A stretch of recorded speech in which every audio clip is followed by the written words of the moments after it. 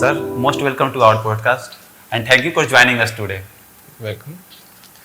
Sir सबसे पहले हमारे जितने भी अभी हमने पता किया कि आपके पॉडकास्ट लेने हैं और हमने बच्चों को बताएं, तो सबसे पहले सवाल है कि सुनीत सर के बचपन के बारे में जाना जाए कि वो बचपन में कैसे बच्चे थे।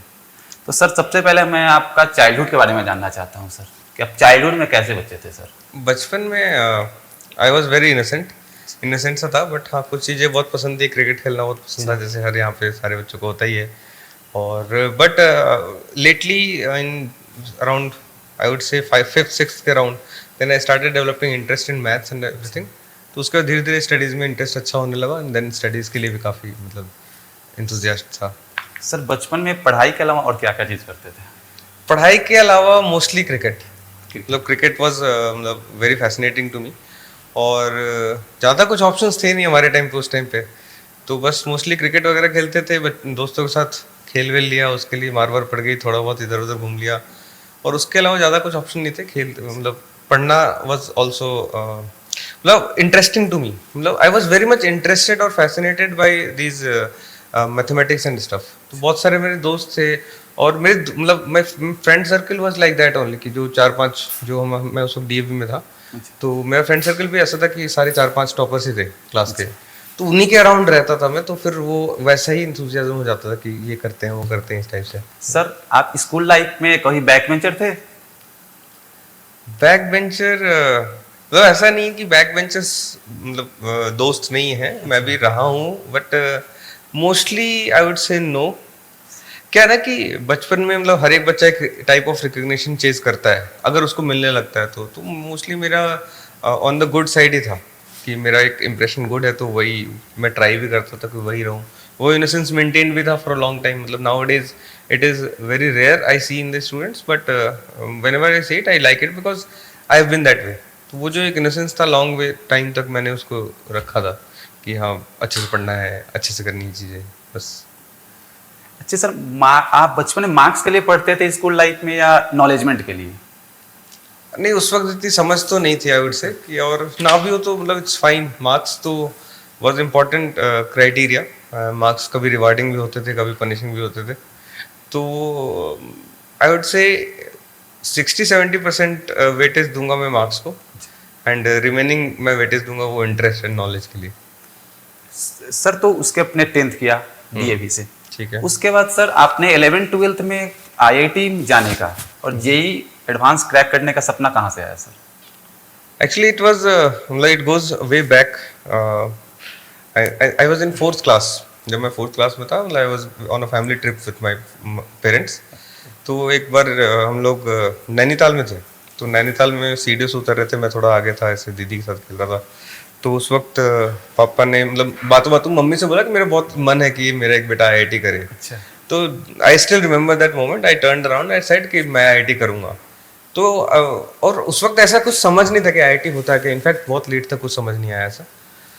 और ऐसा नहीं है कि पूरे टाइम बस वो सोचा कि नहीं करना है तब से ही पैशनेट हो गया था, बट वो एक मैसेज था शायद पास्ट का खुद के लिए, जो कभी ना कभी हमेशा माइंड में रेजोनेट करता रहा। 10th तक I became above average student. 10th में भी बढ़िया स्कोर किया। फिर उसके बाद उसके जब आईआईटी की प्रिपरेशन करने का सोचा, तो तब when I landed into that journey, तब उस वक्त ऐसा नहीं था कि मैं बहुत फोड़ू स्टूडेंट में से हूँ। जब मैं विद्या मंदिर से मैंने करी, I still love that, I admire that institute. मतलब वहाँ बड़े भैया थे, श्यामोहन भैया थे, उन लोग के अंडर गाइडेंस मैंने किया है। तो वहाँ जाके I was not a very good student at first, but somewhere along the way that message to myself in the future कि वो जो प्रॉमिस था कि मैं करूँगा, तो दैट वॉज ऑलवेज देयर। तो वहाँ से वो कहूँगा कि मैं उसका सीड था।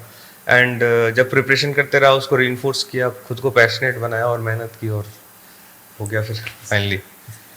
सर फाइनली जब आईआईटी में सिलेक्शन हुआ उस समय फैमिली का रिएक्शन क्या था और आपका रिएक्शन क्या था sir? I don't remember clearly actually. मतलब काफ़ी खुश थे सब, मतलब बहुत अच्छा लगा था। एंड पूरा सब, सिर्फ फैमिली ही नहीं, पूरा सोसाइटी, मतलब I was first in my society at that time. तो वो सबके लिए बहुत अमेजिंग था। सब लोग इकट्ठा हो गए थे, सब लोग कॉन्ग्रेचुलेट कर रहे थे। I have been the guiding person to every junior since then. तो कोई भी मेरी फैमिली, मेरे खानदान में भी कोई छोटा बच्चा पढ़ रहा होता था तो मैं ही गाइड करने, तो एक वो थोड़ा सा डिफरेंट रिकग्निशन भी थी और वो बहुत एक हैप्पी मोमेंट था आई वुड से। सर तो आईआईटी किया, उसके बाद बीएचयू। सर आज के बच्चों के लिए, उस आज के बच्चों के सपने हो रहे हैं सर कि हम भी बीएचयू में पढ़े, आईआईटी करें। बट उस समय आपको जब पता चला कि हम बीएचयू में सिलेक्शन हुआ है, तो बीएचयू में आपको कैसा लगा उस समय, उतने बड़े कॉलेज? वो तो बहुत ही फैसिनेटिंग सा था, मतलब वहाँ पे गया एंड एक्चुअली उस वक्त मैं ये नहीं कहूँगा कि मैं बहुत बीएचयू के बारे में जान, मतलब नाम बहुत सुना हुआ था ऑब्वियसली, यहाँ से सब लोग बिहार में तो लोग पागल ही रहते हैं कॉलेज के लिए, तो उसके लिए था कि हाँ मतलब बहुत बढ़िया कॉलेज है, बहुत है, बट बहुत सारी चीज़ें चलती रहती है, एक छोटे से बच्चे के टाइप इमोशंस थे, तो वो बहुत सारी चीज़ें थी कि नहीं और क्या होगा और क्या करना है और क्या करना है, तो उससे मिक्स्ड फीलिंग्स कहूँगा मैं। And but हाँ, definitely later on I realized that I've been part of a legacy and BHU is such a great legacy. I've been fortunate to be a part of it. Sir BHU में कभी bunk मारे हैं sir class? Bunk तो बहुत ही मारा है, लेकिन उसके बारे में अभी नहीं बात करें क्योंकि बच्चे भी देखेंगे ना, राइट? बंक नहीं मारना चाहिए। सर तो बीएचयू लाइफ के कोई मेमोरेबल थिंग्स जो आज भी आपको याद हो, अभी आपको मिस करते हैं, तो वहाँ के उस टाइप के दोस्तों के माहौल को? A great college comes with great company, ठीक है? तो जो कंपनी ऑफ फ्रेंड्स है ना, that gave me a lot and I still have too many friends. I have more than like 50-100 friends are there. तो वो जो इतने सारे दोस्त, इतने सारे टैलेंटेड पीपल के बीच में जब रहो और जब वहाँ पे इतना सारा कुछ सीखो, इतना सारा कुछ करो, तो वो एक अलग ही एक्सपीरियंस था। मतलब इट्स लाइक कि you are always on doing something और उतना सोच नहीं रहे क्या चल रहा है क्या नहीं, उतना नहीं। एग्जाम एक दिन में हो जाता था सब। हर IITian एक दिन में एग्जाम मतलब करता है। वो IITian बनने के बाद कोई एक दिन से ज़्यादा नहीं पढ़ता अपने एग्जाम के लिए। तो एग्जाम एक दिन पढ़ते थे और उसके बाद हमेशा कुछ ना कुछ कर रहे हैं। नाइट लाइफ भी बहुत शानदार थी। कभी 2-3-4 बजे से पहले सोते नहीं थे कॉलेज में बच्चे, हमेशा कुछ ना कुछ, हर साल कुछ ना कुछ अलग। तो कभी तो वो एक अलग ही एक्सपीरियंस था। मतलब सर IITian बनने के बाद आपका लाइफ कितना बदला सर? मतलब IITian बनने के बाद ही लाइफ बनी है, तो बदलना तो क्या ही बोलूँगा मैं। मतलब आई वुड से कि my life originated from there in terms of what I am, in terms of my capabilities. Obviously, उसके पहले की सारी चीज़ों ने उस चीज़ को enable किया है, that is a different part. But in terms of my capabilities, from getting into IIT, my journey of building myself started, right? And it happens with everybody. IIT पहुँचने तक आप जो करते हो वो I would say कि वो आपको एक तरह से fit बना रहा है कोई चीज़ सीखने का। You get the capability to learn through that toughness of that exam. उसके बाद जो आप सीखते हो वो आप बनते हो। तो that's the story of IIT. Sir IIT आप करने के बाद सैमसंग रिसर्चर के रूप में काम किया सर। तो उस रूप में काम करने के बाद कैसा, उस पे काम कैसा अनुभव रहा सर? वहाँ का मतलब इतने बड़ी कंपनी सर, इस सैमसंग उसमें काम करने कैसा फील है सर?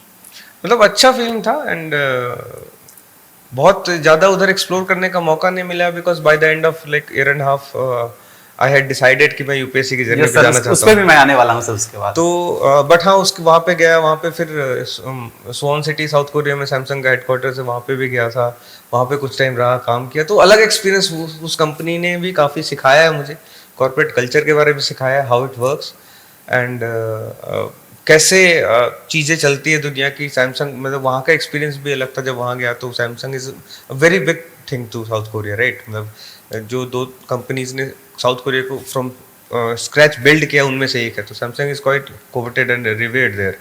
तो उस टर्म्स में काफ़ी अच्छा एक्सपीरियंस भी था वहाँ का, एक्सपोजर बढ़िया दिया। एंड उसके लिए जो तैयारी की थी, जैसे कोडिंग कॉम्पिटिशन्स एंड ऑल, तो कॉम्पिटिटिव कोडिंग बहुत किया है वो कॉलेज में उसके लिए, तो वो भी काफ़ी मज़ेदार था। तो एक वो अलग जर्नी थी सॉफ्टवेयर की मेरी, जिसमें मतलब कॉलेज में खूब सारी कोडिंग कर ली, फिर उसका सैमसंग में वहाँ पे भी खूब सारी कोडिंग कर ली, फिर उधर घूम के आ गए। पर तब तक फिर बैक ऑफ द माइंड कहीं ना कहीं पता था कि यूपीएससी की तैयारी करनी है। तो यस सर। सर पहले आपने IIT की, उसके बाद सैमसंग इतने बड़ी कंपनी में आपने जॉब की, हाई पेइंग जॉब, वहां पे छोड़कर यूपीएससी क्रैक करने का ये सपना कब बिल्ड हो गया sir?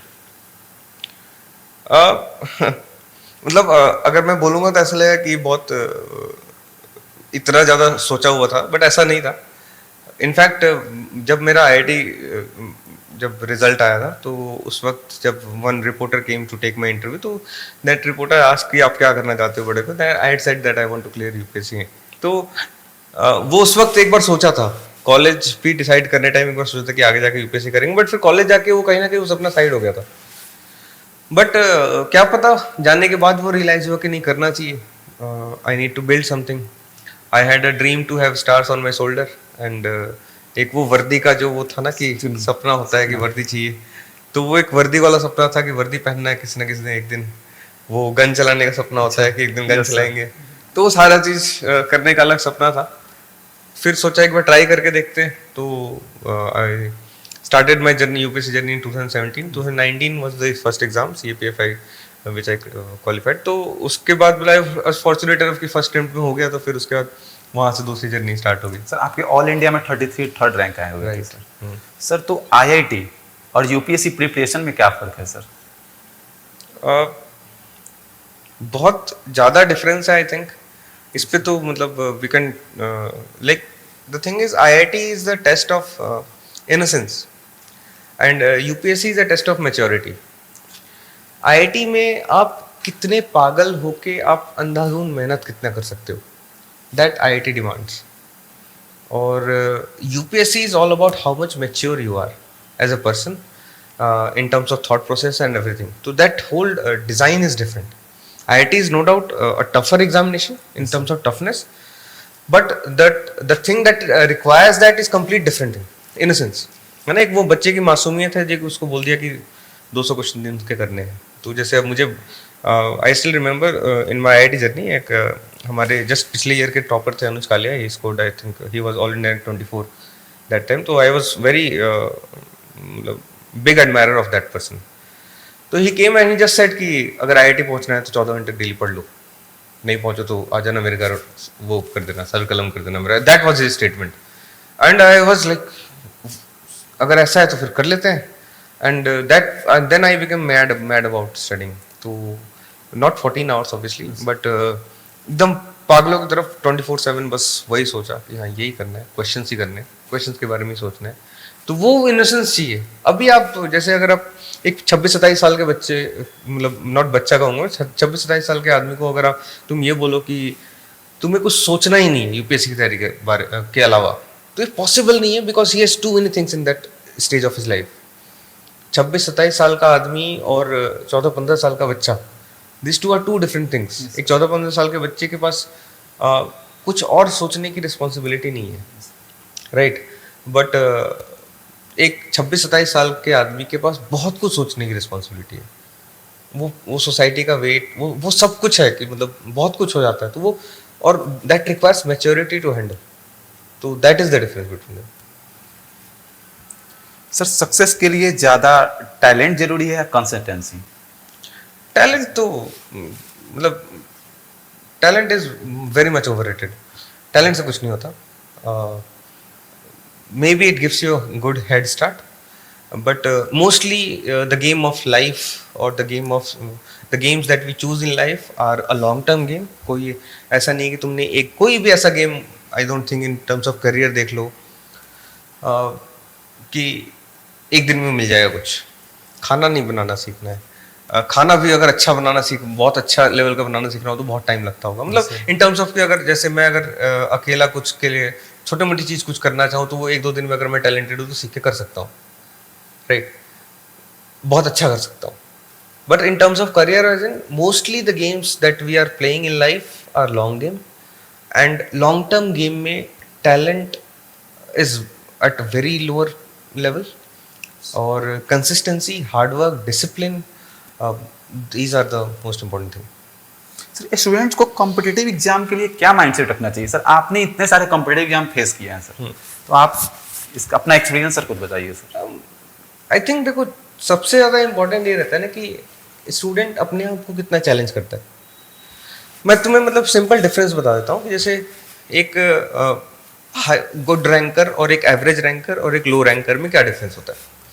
The only difference is the discipline of challenging themselves. कि एक अगर 3000 रैंक वाले बच्चे ने, उसने ही बहुत मेहनत की है, तुम्हें क्या लगता है एक 2 से 3000 आईआईटी में जिसकी रैंक आ रही है, that is not very much different on intelligence level देखा जाए तो he is not that different from 500 ranker, ठीक है। बट द डिफरेंस वाज कि उसने कितने दिनों तक और कितनी कंसिस्टेंसी से, कितने डिसिप्लिन के साथ खुद को चैलेंज किया है। किस चीज में चैलेंज किया है? तो प्रॉब्लम सॉल्विंग में, what that exam demands. In terms of IIT it is problem solving, right. तो इन टर्म्स ऑफ आईआईटी अगर getting up the ladder in terms of rank, you need to be able to challenge yourself more. कई सारे बच्चे ऐसे हैं जिनको notes revise करना ही challenging हो जाता है। तो अब तुम्हें नोट्स रिवाइज करना तुम्हारे लिए चैलेंज है, तो तुमने फिर खुद को चैलेंज क्या किया? समझ पा रहे हो? Yes sir. तो तुम लैडर में कहाँ जाना चाह रहे हो, उस लेवल के चैलेंजेस तुम्हारे लिए मतलब चैलेंज बनने चाहिए, राइट। एंड उतना तुम अपने आप को डिसिप्लिन के साथ चैलेंज कर पा रहे हो। तो अब जैसे फॉर एग्जांपल एक सिंपल से एग्जांपल देता हूँ कि जैसे फॉर माई मतलब सपोज 2000 रैंक के अराउंड अगर तुम्हें स्कोर करना है, एंड जैसे I was preparing for IIT, तो I had a very clear vision कि मुझे class notes has to be very thorough to me. तो मुझे बाय 2-3 मंथ्स मेरे को एक आदत हो गई कि मुझे entire class I had it memorized. I could reproduce entire class every single minute, even the joke of the teacher. तो वो एक आदत बन गई, वो एक हैबिट बन गई, वो एडिक्शन बन गया कि अगर क्लास हो रहा है, क्लास को मैं ऐसे रिवाइज करूंगा इन द कमिंग 10 days, 4-5 बार, मतलब वो ऐसे रिवाइज करूंगा कि that class notes I could reproduce entire class exactly like the teacher did. मतलब मेरे से मेरे दोस्त पढ़ते थे कि जो क्लास छूट गया तो वो पढ़ा देगा। तो वो कहीं ना कहीं ट्रेड ऑफ है, डेफिनेटली प्रॉब्लम सॉल्विंग में थोड़ा सा कम रह गया है किसी सब्जेक्ट में, बट ये वाली हैबिट डेवलप हुई। तो मेरे लिए एक इस लेवल का चैलेंज था क्लास, कि मैं क्लास को टीचर की तरह पढ़ा पा रहा हूँ या नहीं। And I could do that. एक क्लास जो टीचर ने जिस तरह से पढ़ाया उसी फील के साथ उसी तरीके से मैं पढ़ाना चाहने लगा था और उसके बाद करने भी लगा था। तो that became my addiction in terms of preparation, and then उसके बाद प्रॉब्लम सॉल्विंग। तो इस लेवल के चैलेंजेस वो कहाँ तक अपने आप को चैलेंज कर पा रहा है कोई स्टूडेंट, दैट इज इंपॉर्टेंट। कोई बंदा प्रॉब्लम सॉल्विंग खूब कर रहा है सपोज, अब उसको एकदम बेसिक लेवल में ही वो गिव अप कर दे रहा है, तो फिर वो चैलेंज ही नहीं कर रहा खुद को, तो वो डिसिप्लिन नहीं है। That's the difference. सर मुझे लगता है अब जो क्वेश्चंस मैं आपसे पूछने वाला हूँ भाई आपके लाइफ का सबसे हार्ड क्वेश्चन होने वाला है। Okay. ये सर मेरे क्वेश्चन नहीं है, ये अभ्यास के बच्चों के क्वेश्चंस नहीं है, ये पूरे मोतिहारी के क्वेश्चंस है। सर आपने इतने बड़े कॉर्पोरेट जॉब पे जॉब की, उसके बाद आपने असिस्टेंट कमांडेंट, जो आजकल सभी लोगों के सपने हैं कि मैं वर्दी में रहूं, उतने बड़े जॉब, ये सारे जॉबों को, सारे चीजों को आपने छोड़कर एक टीचिंग प्रोफेशन को क्यों अपनाया sir? Long story short, if I say that I want to make a dent in this world, क्या है कि चलो मैं तुमको एक सिंपल सा अपने इस डिसीजन के जर्नी से गो थ्रू कराता हूँ। It was not a very well thought decision, but decision के साथ एक्साइटमेंट हमेशा था। इट वॉज इन 2020 जब मैं अपनी वाइफ के साथ ही डिस्कस कर रहा था, तो दैट दिस आइडिया केम। तो उस टाइम पे वी वर इन बैंगलोर, तो ये आइडिया आया। इनफैक्ट जिस दिन ये आइडिया आया तो we were so excited about it कि ये करेंगे, एंड तो मेरी वाइफ ने ही नाम दिया था ये अभ्यास। तो दिस अभ्यास name that came from in 2020 only, and very next day I called प्राचीन सर। तो प्राचीन सर आए, फिर हम लोग बैठे साथ में, एंड आई कॉइंड, मतलब इनफैक्ट जब हमने आइडिया डिस्कस किया था ना, तो the first thing that came to my mind कि हाँ Prachin sir is the right person to talk to this about. And उस दिन फिर हम बैठे, और साथ में उस दिन हमने जब उस दिन हम लोग साथ बैठे, and then I had a discussion with him, and I coined this idea to him, and I realise, मतलब he was also so enthusiast about it. क्योंकि हम सब जैसे कॉलेज में हम साथ थे, तो हम कॉलेज में बहुत ही ज़्यादा साथ थे। मतलब हमारा एक कोर ग्रुप कह लो, है ना, बाकी ब्रांच वाले हमें एलिट गैंग बोलते थे। अच्छा। तो ये जो ग्रुप थे, तो हम लोग रहते थे साथ में और एक दूसरे को बहुत अच्छे से जानते थे, तो एक दूसरे का नेचर पता है। तो कहीं ना कहीं, और उस वक्त तक मतलब my result had just come assistant commandant का, तो उस वक्त तक कहीं ना कहीं पता था कि मैं जाऊंगा उधर, बट स्टिल वो आइडिया हम लोग डिस्कस कर रहे थे, कोरोना का के पहले की बात है ये। तो जब उनसे डिस्कस किया and he also got so excited because I know that he would be excited and तो बस ये उस वक्त एक आइडिया डिस्कस हुआ and then it was left, तो it was never discussed for next like 3 years। तो वो 2-2.5 साल तक उसके बाद कभी डिस्कस नहीं हुआ। फिर मेरी ज्वाइनिंग आ गई, मैं चला गया, I had my training, 13 months training Mussoorie में था मैं। तो मसूरी में I had this training and training में भी काफ़ी मतलब it was painful but it was so fulfilling. I would consider that 13 months the most amazing days of my life because that transformed me as a person. तो वहाँ कुछ एक different person बन गया था मैं। तो वो बन के वहाँ से सीखा, वहाँ पे कुछ किया, फिर अचानक से उसके भी 1-2 साल बाद उसकी अलग जर्नी रही। तो मतलब coming back to that decision, तो उसके 1-2 साल बाद I happened to call Prachin sir and then again we started that discussion and all. तो we realized that देखो we both wanted the same thing. We wanted to open an institute in tier 2 tier 3 cities. He will tell you this. And the idea is was कि like I said to make a dent in this world. अब right ये जो होता है ना कि I also consider this a service. मैं एक different service में था बट इस जगह छोटे शहर में आके इस तरह से करना मतलब I used to consider it a service. I still consider it a service. तो मैं इस डिफरेंट सर्विस में आना चाहा क्यों? क्योंकि मुझे यहाँ के इस जैसे बिहार है तो it is in a growing stage और इसमें बहुत इम्प्रूवमेंट बाकी है। तो मैं अपने होम टाउन में आके मैं कुछ ऐसा करना चाह रहा था जो एक इम्पैक्टफुल हो। और आई वॉज फॉर्चुनेट इनफ कि I had people who had shared my vision and they came with me and we are doing this. मतलब Abhyas is still in a very formative stage. We are not something yet, but we are very passionate about it and we are sure that it will be something. Sir जैसे आप बताया कि आपकी wife का idea है, प्राचीन sir यानी हम मैम का आइडिया था, बट आपके फैमिली में बाकी और लोगों ने मना नहीं किया कि ये क्या कर रहे हो, इतने चीज छोड़ नहीं, उनको पता नहीं था इसके बारे में। उनको जब तक ये ओपन होने वाला था 24 में, तो इन 2022 they didn't know that मतलब ऐसा कुछ होगा। And still in that during that period 22 कहूँ या 23 अर्ली की बात कर रहा हूँ मैं, मतलब I was having discussion with a friend of mine, then I used to tell him कि I think I am on the right track and I will open this institute by 24। और उस वक्त मेरे घर वालों को भी नहीं पता था। तो I don't know, I had something in my mind कि हाँ things are working out, people are understanding my point of view. तो मैं सबको अपने अपने पॉइंट ऑफ व्यूज देने लगा सब कुछ कि हाँ ये करना चाहिए, अपने को ये करना चाहिए। एंड मतलब द थिंग इज कि my father was a very big personality in this city, ठीक है। तो अपने टाइम पे अपने टाइम पे डीएमके जैसे पेशकार थे तो पेशकार साहब थे, तो he was a very big personality. तो इस सेंस में कि उन्होंने बहुत ही लोगों को यहाँ पे सेटल कराया है, बहुत ही फैमिलीज को जॉब दिलाया है, बहुत ही मतलब बहुत सारा आज भी मतलब आज 15-20 years डाउन द लाइन मतलब 10-15 साल बाद तक लोग आते थे, मिलते थे। आज भी लोग आते हैं ऑफिस में तो उनकी फोटो देखते हैं तो पहचान जाते हैं और ये एक स्टोरी सुना जाते हैं कि इन्होंने हमारे लिए ये किया था। तो इस तरह के बहुत सारे स्टोरीज हैं उनके बारे में। तो वो था कि उन्होंने एक पार्क बनाया था इस शहर में और I wanted to continue that legacy. तो that's why I was here and that's why I wanted to do this, start this at my home town, जहाँ पे इस लेगेसी को मैं बिल्ड कर सकूँ वापस से। बचपन में जैसे I was very good at physics during my JEE preparation, मतलब आई यूज्ड टू गेट मतलब मेरे को कभी एक बार सिंगल डिजिट रैंक भी आई थी विद्या मंदिर में फिजिक्स में। तो वो बहुत फॉर्चुनेट सा मतलब इंसिडेंट था आज मेरे लिए, मतलब बहुत मेमोरेबल है। तो वो एक जब होता है ना आपको जब रैंक 1 दिख जाता है एक बार, तो सब्जेक्ट अपने आप प्यारा बन जाता है।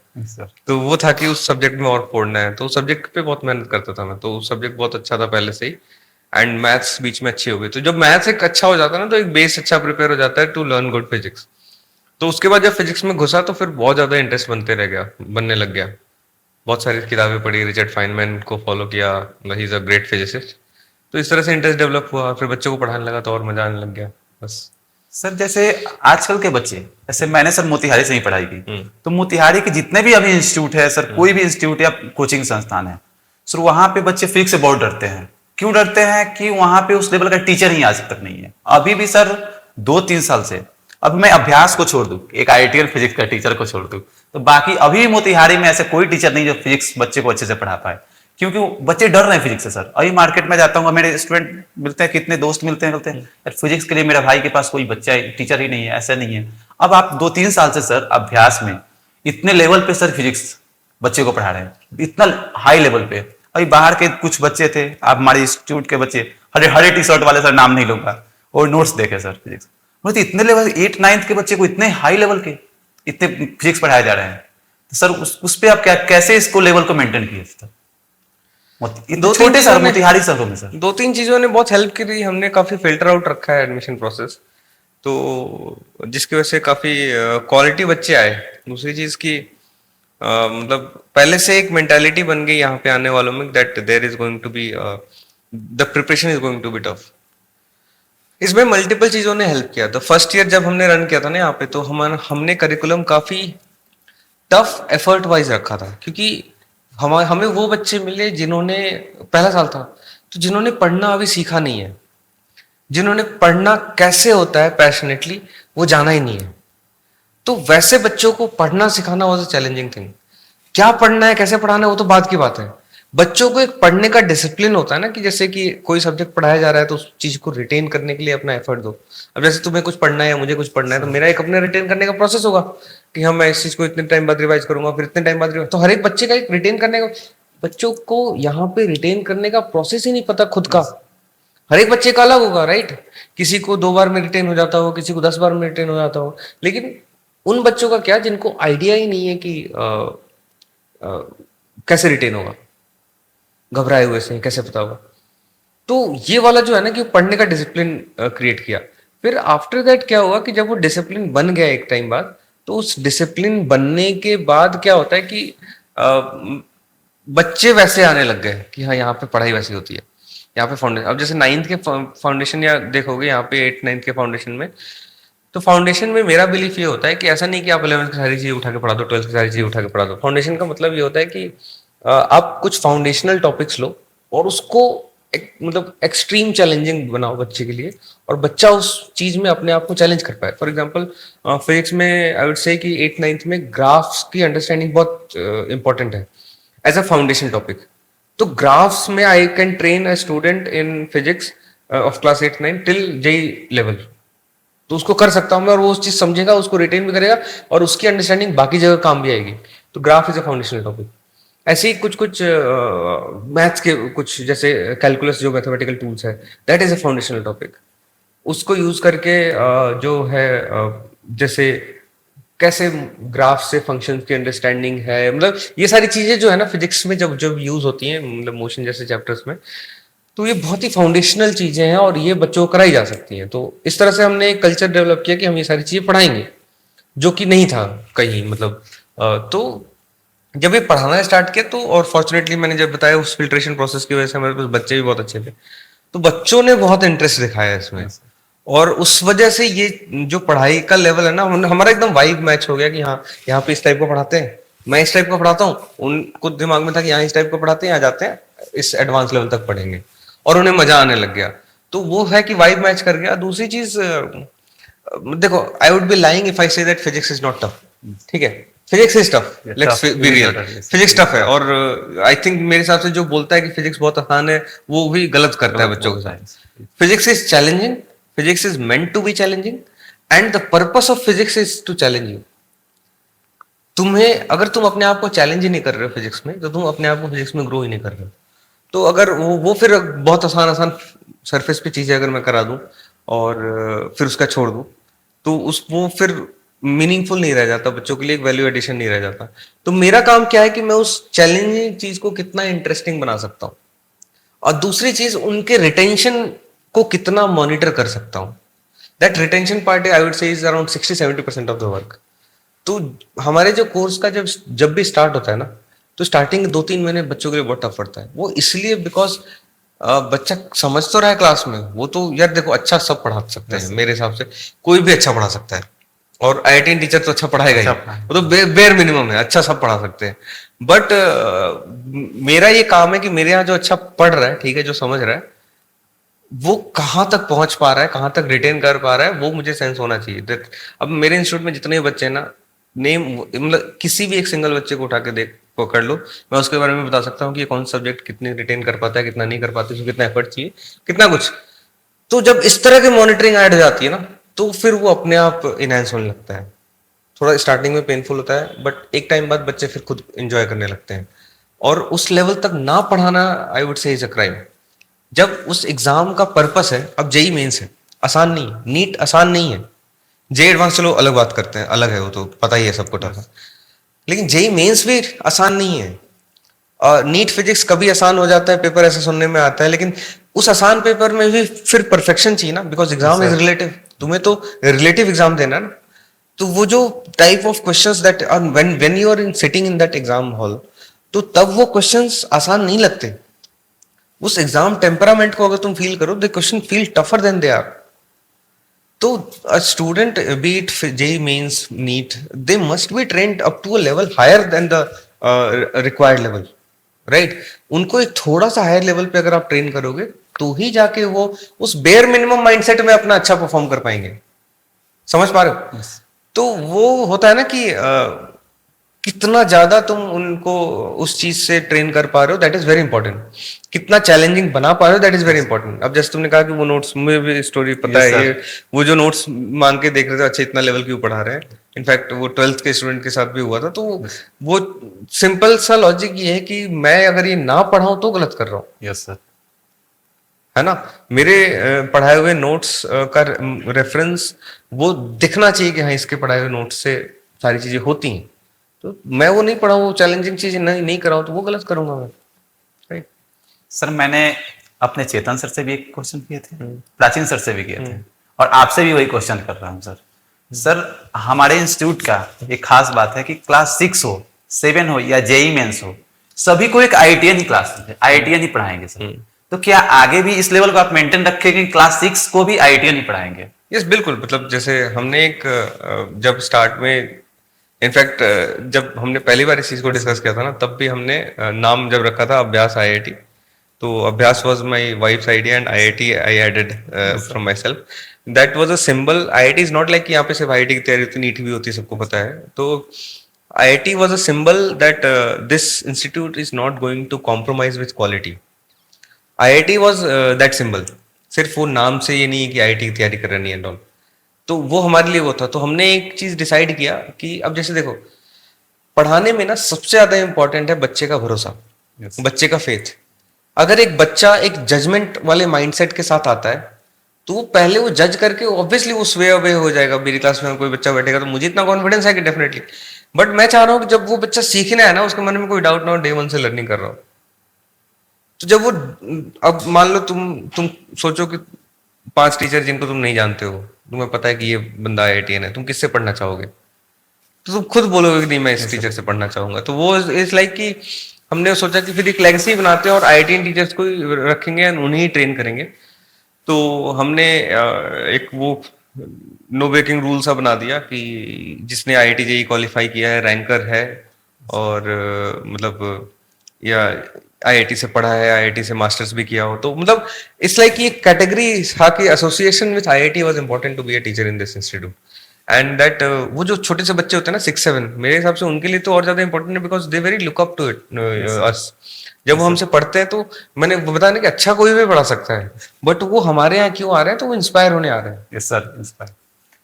और जो हम 3 हैं, हमारा वही मोटो है कि जब हम, अगर हमें मतलब उन बच्चों को दिखना चाहिए कि हमारे सामने वो है जो हम बनना चाह रहे हैं। यस सर, यही सर मेरा नेक्स्ट क्वेश्चन था कि अभी 6-7 के आपके क्लास में 4-5 दिन मैंने गया था, पहले गया था, तो बच्चे से पूछा आईआईटी किसको क्रैक करना है, उसमें 70% बच्चे का आईआईटी हाथ में था। ये तो कि बच्चे किसके तरह बनना है, तो कुछ ने बोला प्राचीन सर, किसी ने बोला सुनीत सर, किसी ने बोला चेतन सर, कि मैं आईआईटी के यूपीएससी भी क्रैक करूंगा। वो सर, ये बच्चे लोग का स्टूडेंट आइकन बन चुके हैं, वो इंस्पायर हो रहे हैं सर देख के, क्योंकि आईआईटीएन को रखने का ये लॉजिक है, वो जो है ना कि वो इंस्पिरेशन वाला पार्ट जो है ना, it takes students up to a next level.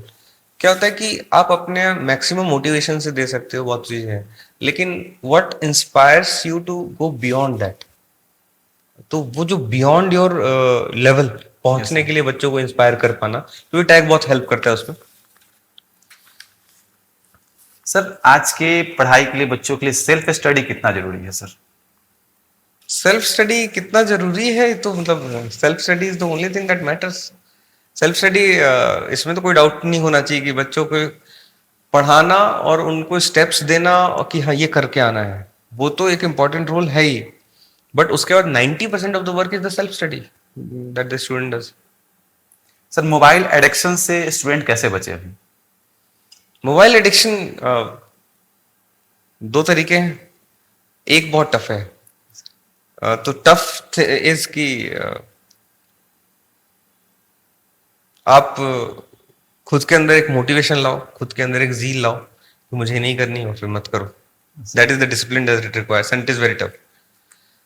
और ये नहीं हो सकता तो दूसरा ये कि आप give it the responsibility to someone else, but उसके लिए that requires the ability to respect that person enough to मतलब do what that person demands.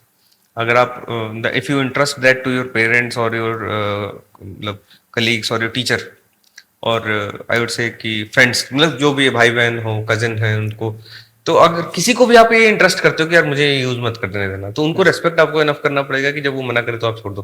तो बस ये दो तरीके आई थिंक, और दोनों ही बहुत आसान नहीं है।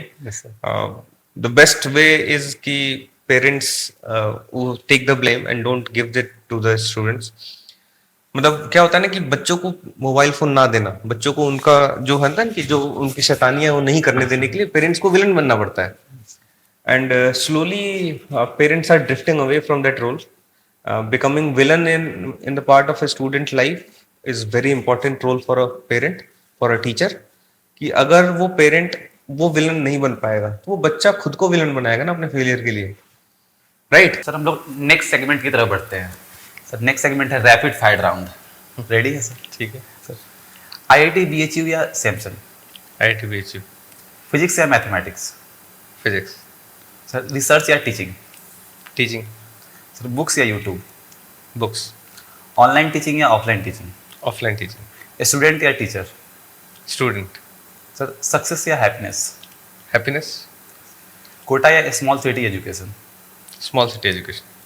One word for Abhyas IIT? Emotion. One word for student? Love. One word for physics? Passion. One word for life? Freedom. Any favourite movie? वैसे तो बहुत सारी है, बट कोई फेवरेट जो पूरा? यस, बैटमैन मुझे बहुत पसंद है as a movie. Sir favourite dialogue?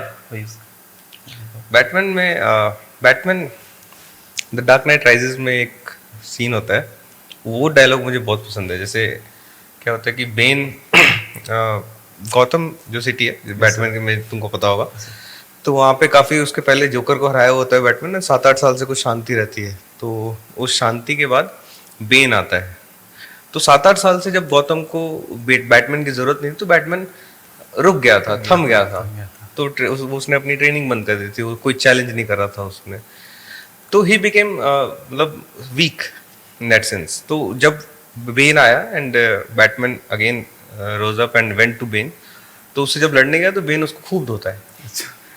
And then he says कि peace has cost you your strength, victory has defeated you.